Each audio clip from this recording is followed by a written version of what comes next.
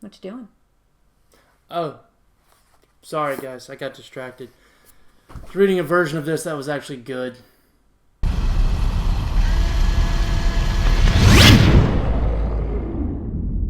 Hey guys, thanks for joining us. This is the Alter Ego Report. I'm Lynn. I'm Jon Griffin.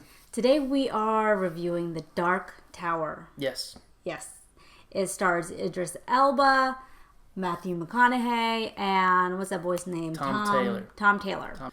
To break this plot down into its simplest form, essentially there's a young boy named Jake Chambers who has untapped psychic potential, who has visions of a terrifying world with creatures, a man in black, and a gunslinger. What we see from the trailer. As his mental state kind of starts to deteriorate as far as his psychoses and his paranoia about what he's seeing in his visions, he slowly starts to realize that they're all true. There is another world out there. There is a man in black, this nefarious being who wants to bring darkness into the universe. Okay, at the center of this multiverse, all the worlds, these different worlds, is the Dark Tower. The Dark Tower is protected by the gunslingers. Who there's only one left. The last gunslinger, Roland, played by Idris Elba. His goal is to protect the tower, so he teams up with Jake so that the tower can remain standing. You don't get any background on any of the characters. Jake, the man in black, the gunslinger. There's this history that you don't get to know anything about other than what the movie decides to tell you in extremely aggravating exposition heavy scenes that tell you the story as opposed to showing you what happened. That's only a little bit of it. That it really, really, really bothered me. There's a lot going on. And Lynn, I'm going to let you go ahead and get what you didn't like about this movie off your chest as I gather my angry thoughts. Okay. Well, I'm not as angry as he is. He's on a different level. Because he read the books. I'm upset. So I can understand that. You have this written form that is amazing and you expect it to be epically transferred onto the big screen, and it just doesn't happen. Now, for me, not having read the books, this wasn't such a terrible movie. The first 15 minutes of this 88-minute movie was pretty good. I actually really enjoyed it. I'm sitting there, I'm like, oh, why are people hating on this already? But then it got bad. Yep. And when it got bad, it got really bad. And it stayed bad. It stayed bad.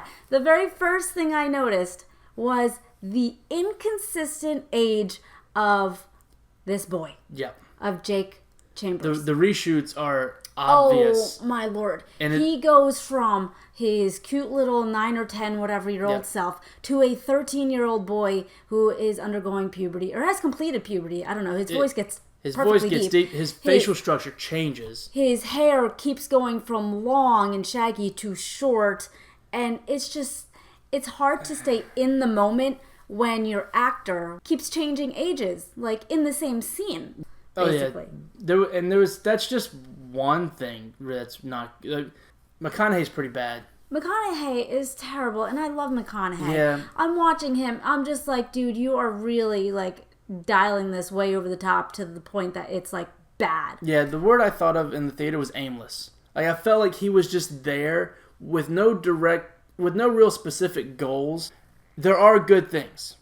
Idris Elba is fantastic. He's perfectly suited for Roland, which makes me extremely disappointed that he's not in a better film.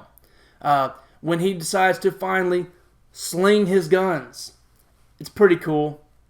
All those scenes were great, but there's only 2 action scenes. Yeah.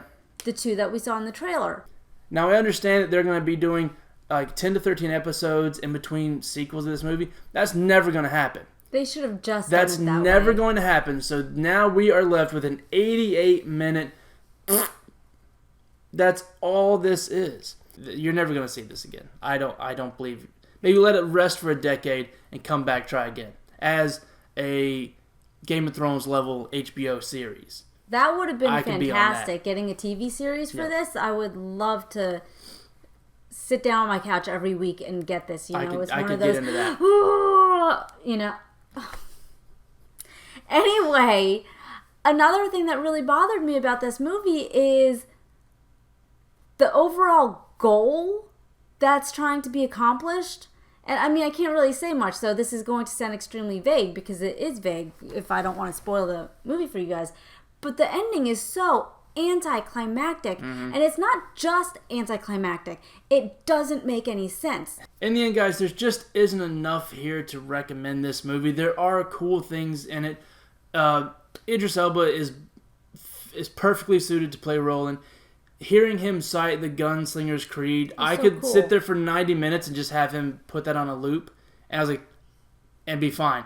When he finally does decide to sling the guns, it's pretty cool. It's not as great as it could have been. The action scenes are a little bit bland. There's not a lot of action. I mean, it's the 2 scenes that we saw in the trailer. It's all in the trailer. Those are That's it. But you get nothing more. It's a little bland. There's some obvious ADR going on with McConaughey in one scene that doesn't match up with his lip movement at all. Yeah, there's some pretty spotty CGI pretty much all around. So with a story that's just too thin and characters that you don't care about, you never felt the world was in any real danger. The multiverse, you only see 2. This is nothing. This movie is nothing, and I would give it close to nothing. I'm going to have to give The Dark Tower 1 star. We're switching to stars? Okay. I got tired of 1 through 10. I'm going to go through stars. 1 out of 5 stars. Okay.